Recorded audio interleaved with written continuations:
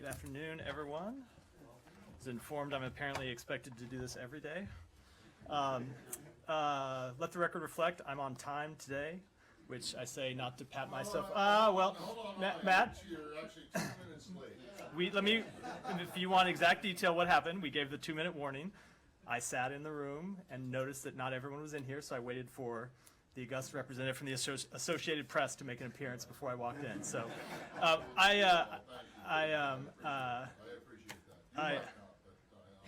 that. I don't have any opening comments, so Matt, you want to kick us off? Can I ask you about what your understanding is of the hearing that Evan Gershkovich had in Russia today? Sure. So we understand the hearing took place and that Russia extended the pre-trial detention of Evan Gershkovich by an additional 3 months.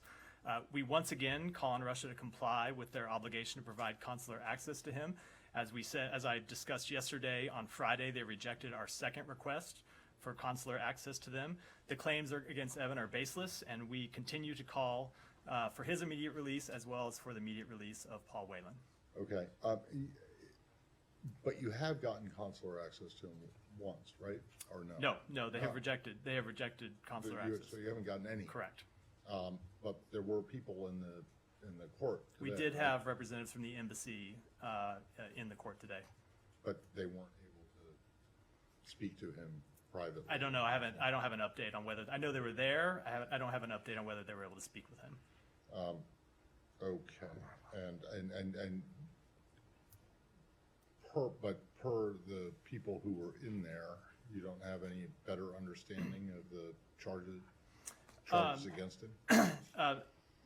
I think that my understanding of the hearing today was that it was a hearing on whether to continue to detain him, and they extended that detention by 3 months. I believe the embassy Moscow will have a statement coming out. I thought it would be out before the briefing, but if it's not out, it'll be out in the next few minutes with any more details, but I don't have any more details from what happened inside the court. Thank you. Can I follow up? Yeah. Evan's parents were also in attendance at the court. Did the U.S. help arrange their visit to Moscow? Do you approve of this visit? Anything you have on it? We were aware that they visited Moscow. As I think we've said before, we have been in close contact with Evan's parents since immediately after his detention. We did not help arrange their travel. I will just say personally, I can only imagine how difficult it must be to see your child detained overseas, especially to be detained wrongfully. And so I'm certainly not going to criticize any parent for wanting to see their child. But that being said, we do have a level 4 travel advisory for Russia, and just speaking generally, we do not advise that U.S. citizens travel to Russia. Follow up on that. Yeah. Go ahead, Alex.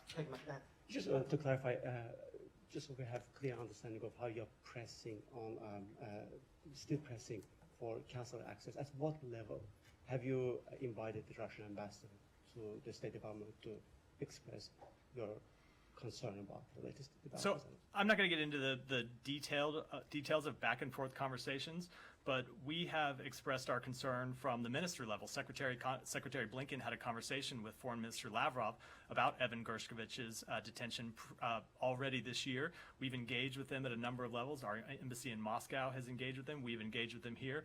And I'm not going to get into the specifics of those conversations. As I said yesterday, we found that oftentimes when it comes to wrongful detentions, it's unproductive to the release that we seek to talk about all of the conversations we have publicly, but we have consistently pressed the case that number one, Russia needs to fulfill its consular obligations, and number two, they need to immediately release him as well as Paul Whelan. Have you exhausted your leverages at this point? I'm not going to speak to any of the details of how we are trying to secure his release, other than to say that it is an ongoing priority for the Secretary, it is an ongoing priority for the President, and I will say that even speaking more broadly than the case of Evan Gershkovich or Paul Whelan, the wrongful detention of Americans is one of the top priorities for this department. As you are aware, we have secured the return of more than 24 wrongfully detained Americans since the beginning of this administration. It continues to be our top priority, and we'll continue to work on it with all the tools available to us. Final follow-up on this. The administration earlier this month sanctioned FSB for its action, particularly going after American citizens. But it stopped short. You guys did not sanction the Russian foreign minister, which is refusing the consular access. Is it on the table as an option?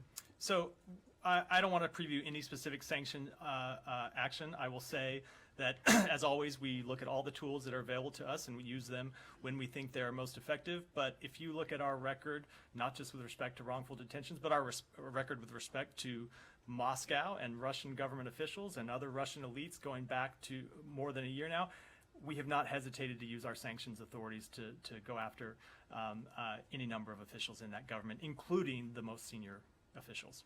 Sean. Thanks. I know lots of us are concerned about that, but let me move to another topic. Sudan, Yeah. the ceasefire that is supposed to take place, that did come into force. What's your assessment of whether it's holding and where things stand right now? So today in Jeddah, representatives of the Ceasefire Monitoring and Coordination Committee that we announced over the weekend engaged in discussions on humanitarian assistance deliveries, and they also had discussions with their respective chain of command. So that would be the Saudi officials on that group, discussing it with the officials in the Saudi government, Ambassador Godfrey, who leads our representation on the monitoring committee, having conversations with officials in our government regarding allegations of ceasefire violations. We've obviously seen the reports. The officials on the monitoring mechanism are looking into those reports and continuing to monitor, and we have the ability to, when we see violations of the ceasefire, make those known publicly, as well as engaged with directly with both sides to the conflict. Can I just pursue that? You said the Yeah. monitoring mechanism, and of course the Secretary spoke to that as well. How do you see that coming? How do you see that working? I mean, do you think that's going to have a shaming effect, if you will, to reduce the violations? Is this just more of a reporting mechanism? How do you see that going? So what I'd say is the monitoring mechanism is made up of 12 individuals, 3 officials from the U.S. government. Ambassador Godfrey is our lead, and there'll be 2 other officials as well, 3 officials from the Saudi government, as well as 3 officials each from the SAF and the RSF. The way we see the monitoring mechanism is and what it can achieve is a couple of different things. 1, to identify violations of the ceasefire. 2, to publicly hold accountable the parties for the violations of the ceasefire.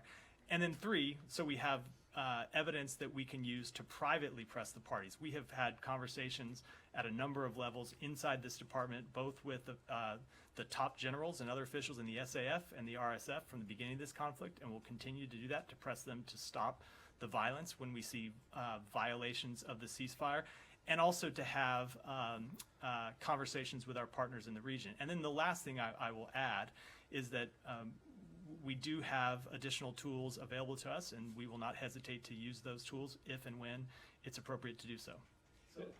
Go ahead. How do you hold the violators accountable? How will you do that? I know you said you have some tools. I don't want to preview any specific action. Obviously, this is continues to be a very delicate situation where we are involved in intense diplomatic conversations, both directly with the 2 parties and with partners in the region. But we have a number of tools available to us. And we will not hesitate to use those tools if and when it's appropriate to do so. Anything else on Sudan before Sudan? Yeah, go ahead. You announced $245 million toward humanitarian aid for Sudan today, but since there's not a civilian government in place, how exactly is that going to be distributed?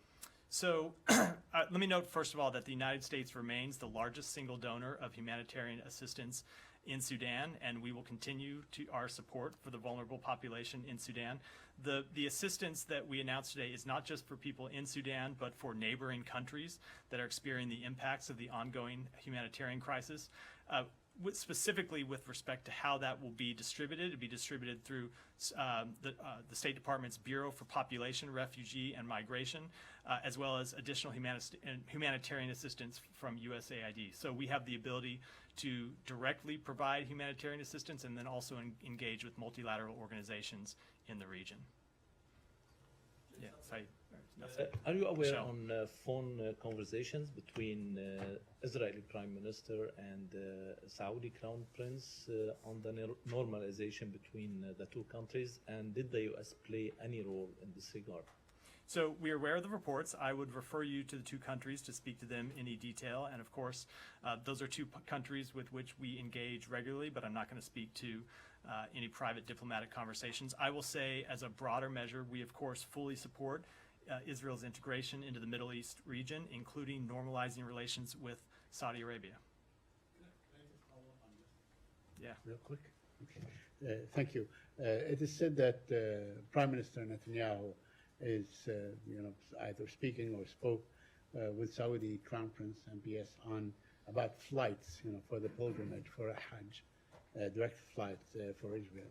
But it is also that was reported in the Times of Israel, but it is alleged that the Saudis are insisting on allowing PA security officers on the compound of Haram Sharif. Are you aware of such talks? And would you support the presence of Palestinian PA security in Al-Aqsa and Haram Sharif? Again, I think it's more appropriate for those two governments that were involved in the reported talks to speak to any details about them. I would say, as a general matter, the United States continues to strongly support the historic status quo on the Haram al-Sharif Temple Mount. Right, but it's the United States that really trained Palestinian security, supports them, finances them, and all these things. So they wield a lot of power over the Palestinian security. Does that factor in any way? I will say, as I just said, we continue to support the longstanding historic status quo. That's been our policy for some time, and I don't have any further comment. Lebanon. Germany issues arrest warrant for Lebanon Central Bank, Riyad Salemi. This is like the second arrest warrant within 1 week. The first one came from France, and it's from Germany.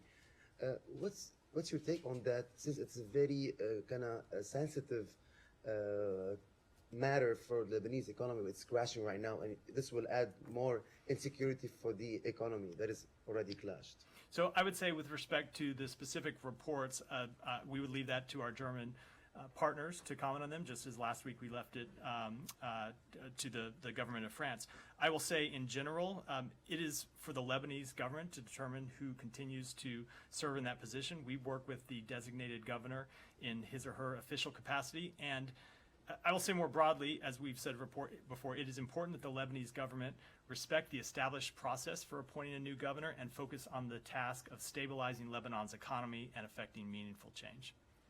One question about the displaced Syrians. I'm stressing on the word displaced, not refugees, because a big number, as reports indicated, big numbers, they go back to Syria and then go back to Lebanon and get paid a salary for UNHCR. So they don't really have a security problem going back home. Why this administration is not kind of pushing these displaced Syrians to go back home safe for good? So I will say that we continue to engage with our partners in the region about that issue, about the return of refugees to Syria, but I don't have anything to add on specifically. Yes, my question is about Mexico and the illegal use of surveillance there. Today, the New York Times is publishing a front-page story showing how the Mexican army has been widely using commercial spyware to target a wide array of persons in Mexico. Does the State Department condemn this type of use of commercial spyware? And given the administration has spoken so forcefully against the misuse of surveillance, what does it say that one of your closest allies incurs in this practice?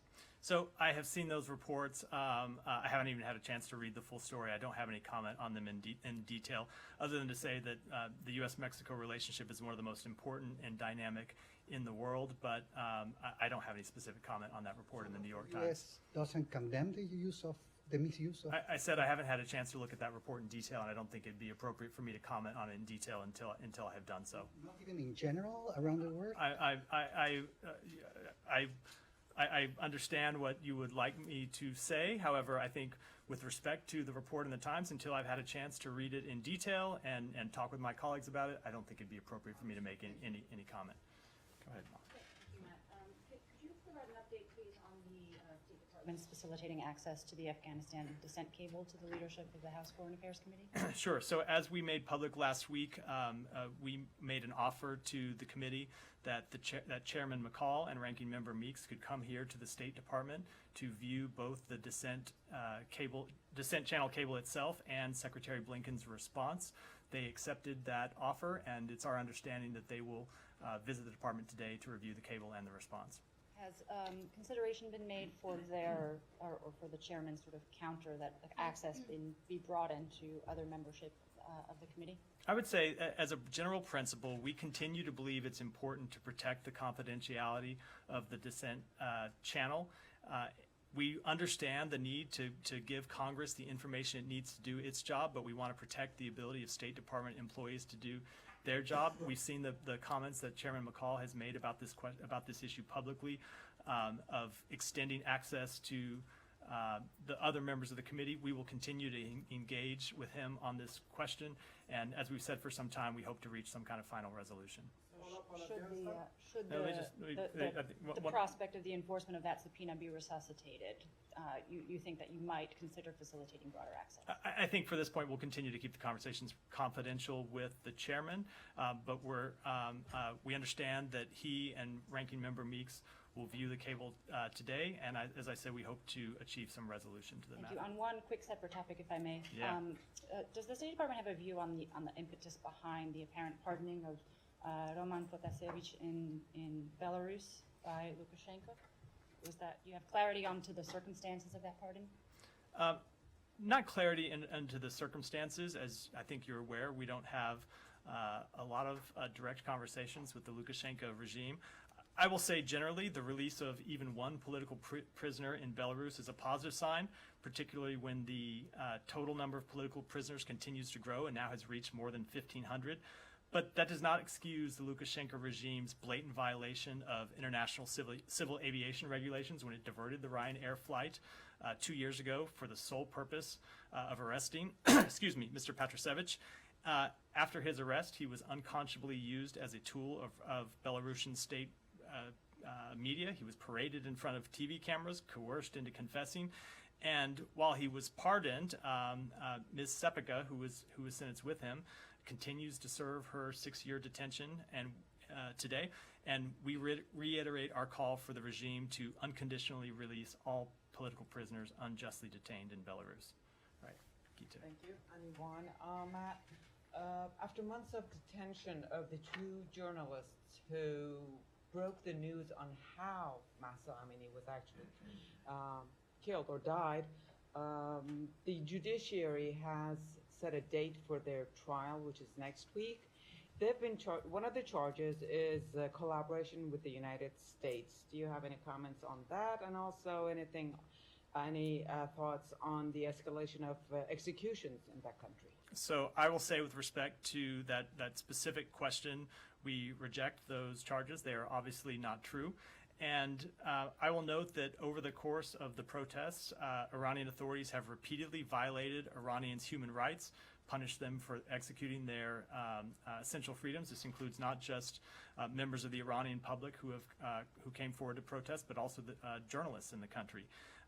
Sham trials and executions have been key components of the regime's attempt to suppress any form of dissent, and we, once again, as we have on a number of occasions, call on Iranian authorities to stop their arbitrary detentions, stop their sham trials, and stop denying the Iranian people the fundamental freedoms that they deserve.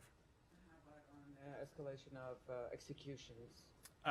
I will say that we have been concerned about the way the Iranian regime has used executions after, as I said a minute ago, what we believe are sham trials. That's one more in Iran. Yeah. Just President Raisi is in Jakarta. He's signed some agreements on trade with the Indonesians. Does the United States have any stance on that? The United States has good relations with Indonesia. Do you have any position? So I don't have any specific comment on their visit. I will say that in general, we do continue to vigorously enforce our sanctions on Iran. We don't hesitate to take action against sanctions invaders. We've taken those actions numerous times in the world, and we regularly engage with countries and strongly discourage them from taking steps with respect to Iran that contravene U.S. sanctions. Alex, you've already had like 4 questions. Go ahead. A couple of different things. Just in a response a minute ago on Syria, you sort of talked about engaging partners in the region about return of refugees. Just to clarify, is the U.S. sort of discussing the possible return of Syrian refugees? I don't think I want to comment in detail about our conversations with partners in the region. Right, but there are conversations rather than about the issue of refugees. These are conversations about. I probably should have said about the issue of refugees to be more precise. Sure. Okay. And just on the Afghan cable, Are you saying it's possible that, as well as the visit today to see that to view the cable, this will be extended to all members of the committee? Can you clarify that? What I would say is we believe, as we said in the letter that we sent to Chairman McCall and Ranking Member Meeks, that making the cable available to the chairman and the ranking member to view in private was an extraordinary accommodation on behalf of the State Department. We believe that ought to satisfy our obligation or to provide them with the information that they need, but we will continue to engage with them about the overall question. And just one more separate issue, sorry to range around. On the sort of cross-border offensive in Russian territory, I know you sort of touched on this briefly yesterday, but and I know that the policy is that American supplied weapons shouldn't be used in attacks on Russian soil. But is there any US position on whether you support or would denounce an attack, whether using US weapons or not, but an attack into another country by I guess the Russians would say this is terrorism. So does the US have like a position in any way, sort of to the people who did this? We don't know yet who it was. Let me say a few things about it. Number one, we've seen some of the reports circulating on social media and elsewhere making claims that U.S. supplied weapons were used in these attacks. I will say that we're skeptical at this time of the veracity of these reports. As a more general principle, as we've said, and I believe I said yesterday, we do not encourage or enable strikes inside of Russia, and we've made that clear. But as we've also said, it is up to Ukraine to decide how to conduct this war. I'm sorry, what does that mean? You're skeptical of these reports. Either you know or you don't. I will say we've seen a lot of reports on social media and fuzzy pictures on social media and a lot of kind of armchair intelligence analysts making claims. We're skeptical that they are accurate. Well, why are you only skeptical? Why can't you say why can't you just... Because we don't have perfect clarity on the information. We're looking at the same pictures that you see, the same fuzzy images, and at this time we are skeptical of their veracity. Let me work through. Alex, come on, you've had a couple already. Let me go ahead. Thank you so much, sir. Jahan Zaib Ali from ARY News TV, Pakistan. Tehreek-e-Taliban Pakistan targeting innocent Pakistanis since long, and after the strong support from the Afghan Taliban, we have seen a rise in their activities. Recently, they have attacked at an oil and gas facility in Pakistan. There were more than 50 terrorists. After the attack, they fled to Afghanistan. So my question is that, are you concerned on the regrouping of terrorist networks in Afghanistan? Because it is not only TTP, there's Daesh, there's Al-Qaeda, and many more. Let me say a few things. Number one, we are saddened by the devastating reports concerning the deadly militant attack at the Pakistan oil and gas facility, which killed 4 security troops and 2 private guards. We extend our deepest sympathies to the families of those who were killed, and we wish a speedy recovery to those who were injured. We continue to closely follow the developments, but we understand that responsibility for the attack has not yet been claimed or attributed. So there's a political chaos in Pakistan, and in recent days we have seen a crackdown against political workers and journalists. The Pakistani government and military leadership decided to try these arrested civilians under military laws. The national and international human rights organizations criticize this decision. What are your thoughts? I will say, as we've said before, we continue to monitor the situation in Pakistan very closely. We don't have a position on one political candidate or another inside Pakistan. We call for the respect and equal application of democratic principles, freedom of expression and rule of law around the world. And of course, in Pakistan, we urge that these principles be respected for all people.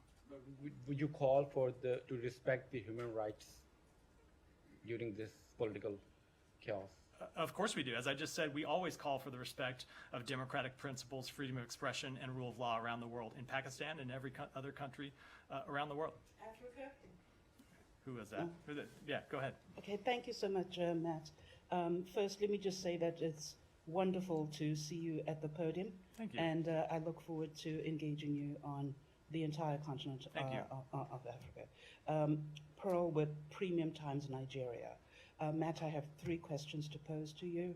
My first question is, the White House did announce the presidential delegation that will be going to President-elect Tinubu's inauguration over for May 29. What do you say to the population of Nigeria who might view now the U.S. Sort of embrace of Tinubu, whereas at the same time you have kind of indicated that the elections may not have been free, fair, and credible, yet there seems to be this embrace of Tinubu. So if you could share something on that, that would be great. The second question I have for you is, Africa Day is in 2 days, May 25. And in the U.S. strategy towards sub-Saharan Africa and its keenness to engage and deepen relationships and partnerships there, what message do you have as we head into Africa Day when millions are still facing instability, conflict, and other things? Third, I saw the humanitarian assistance that you announced today for Sudan and neighboring countries, Chad and others. Do you have a breakdown there on those countries? And is it going to be limited to those? I mean, I may understand Egypt, but Egypt already receives a disproportionately huge amount of assistance from the United States. Could you share the motivation and thinking behind that? Thanks. So let me say, first of all, thank you for the question, and likewise, I look forward to taking your questions, especially when you ask me difficult three-parters that challenge my ability to even remember all the questions, let alone answer them. To take them in order, attempt to take them in order, let me say first with respect to Nigeria, we did take steps last week in support of the democratic process in Nigeria to impose visa restrictions on individuals believed to be responsible for or complicit in undermining the democratic process in the country. That said, those steps that were specific to certain individuals and certain individuals alone and were not directed to the Nigerian people or the government of Nigeria as a whole. As we made clear, as I think we read out last week, the Secretary just had a call with his counterpart in the Nigerian government, and we look forward to continuing to cooperate with them on issues of shared concern. With respect to your question about our sub-Saharan strategy, I will say that Africa continues to be a priority for the Biden-Harris administration. Our U.S.-Africa strategy is rooted in the recognition that sub-Saharan Africa is a major geopolitical force, and we look at sub-Saharan Africa as partners, and the country in that part of the countries in that part of the world as partners. Countries in sub-Saharan Africa have some of the most rapidly expanding economies, a growing and young population, large free trade areas, one of the world's diverse ecosystems, and one of the largest regional voting groups in the United Nations. So I will say we look forward to continuing to work with not just the governments, but of course engaging directly with the people of the entire African continent. And then finally I will say, with respect to your third question, I'm not aware of the exact breakdown of aid and which countries which particular tranches of aid might be going to, but we'd be happy to follow up after the briefing. Thanks. Yeah. Thank you. Former UK Prime Minister Liz Truss traveled to Taiwan, and in speech in Taipei, she called for development of economic NATO to coordinate pushback against Beijing. Did the U.S. welcome Liz Truss's visit to Taiwan, and do you share that vision for economic NATO? Is this on the table vis-a-vis U.S.-UK relations at all, and what's your overall stance on economic NATO, this idea? Our overall stance on? Economic NATO. I will say, with respect to Liz Truss's visit, I don't have any specific comment on it, and with respect to the rest of your question, let me take that one back. I'll come back. I'll come back to both of you, but after I've go ahead. Thank you, sir. Senator Menendez said the other day that the approvals for the sale of F-35 jets that Greece is asking have been given, he said. And he said, quote, so they are coming, end quote, to Greece. Can you tell us if the State Department sent already this request by Athens to buy the F-35? I don't have any update with respect to that. that issue. I will, but I don't believe we have any update with respect to the sale of F-35s. Go ahead. There was a report that Chinese new ambassador, Xi Fen, would arrive in Washington as early as today. Has he already come to DC? Do you expect any meeting between him and high-profile official of the Biden administration in coming days? And would you think his assignment could have a positive effect on the bilateral relationship between United States and PRC?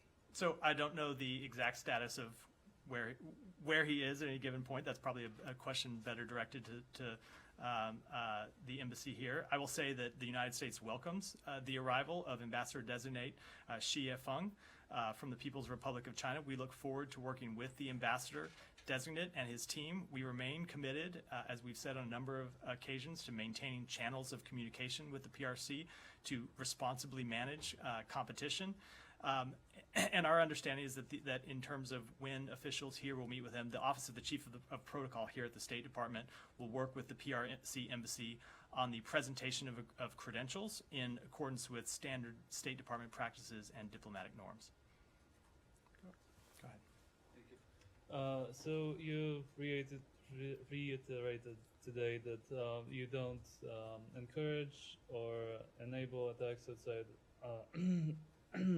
Ukraine's attacks outside its borders, but in the context of U.S.-provided air defense and soon maybe F-16s, does that also apply to Russian planes being in Russian airspace, because they often perform their strikes against civilians and civilian infrastructure from within its borders? So I'm wondering what the did you just say that Russians have not executed No, strikes? they do. They I mean, the Russian Air Force conducts their strikes usually. I mean, a lot of the times from within their territory, airspace. So does your guidance on not encouraging attacks on outside of Ukraine's border also cover the Russian planes in Russian airspace? So I'm just going to say that again, that we do not encourage or enable attacks outside Ukraine's borders. But I do think it is important to step back and always remember that it is Russia who is the aggressor here. It is Russia, as you alluded to, that is launching attacks on civilian infrastructure. Russia that is bombing civilian targets, is taking out schools and hospitals and killing civilians by the thousands. So we will leave it to our Ukrainian partners to decide how to conduct this war. But as I've said on a number of occasions, and as the President, the Secretary, and the National Security Advisor have made clear, we don't encourage or enable strikes beyond Ukraine's borders. And on the attack on the Belgorod region, do you know what?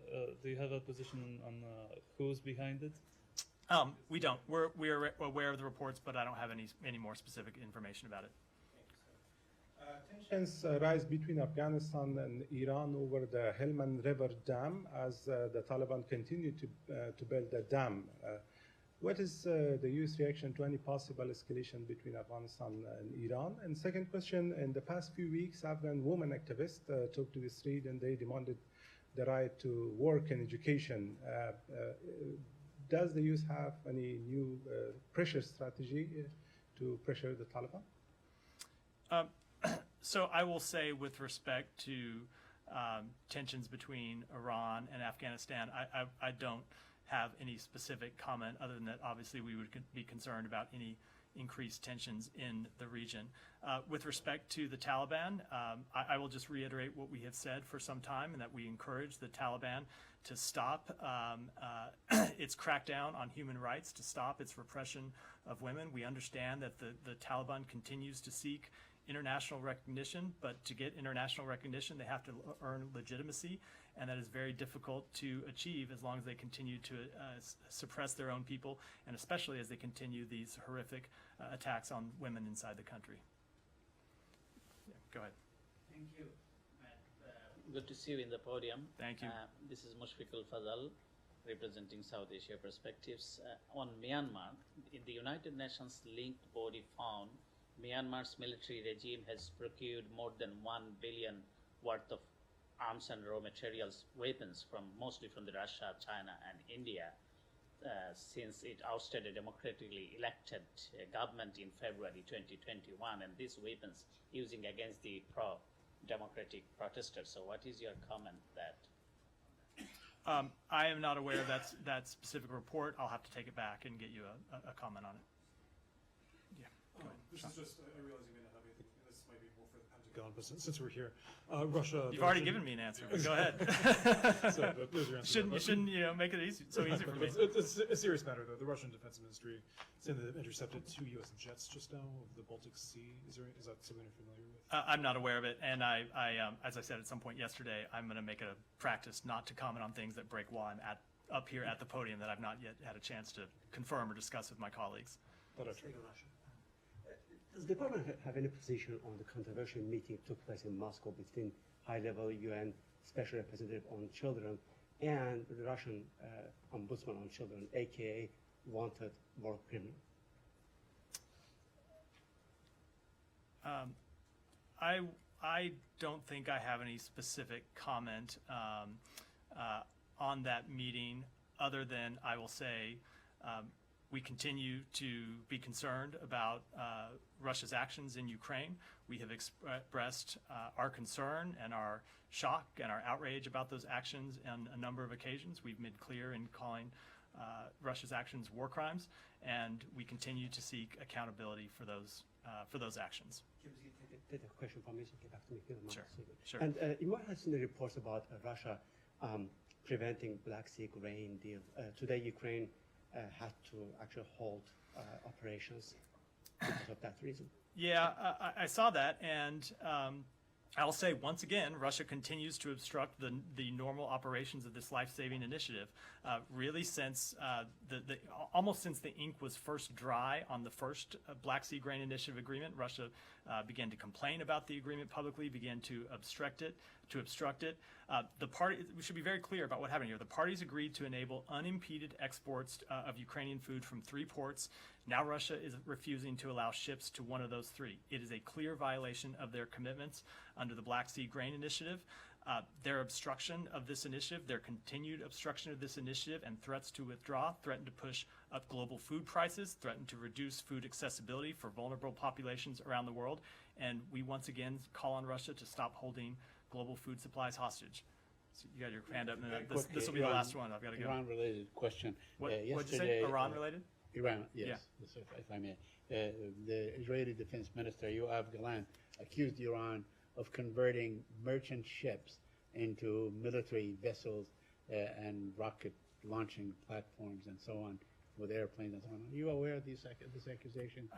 I don't have any specific comment on that, but I don't think you'll be surprised to hear me say that we have long been concerned about Iran's activities in the region.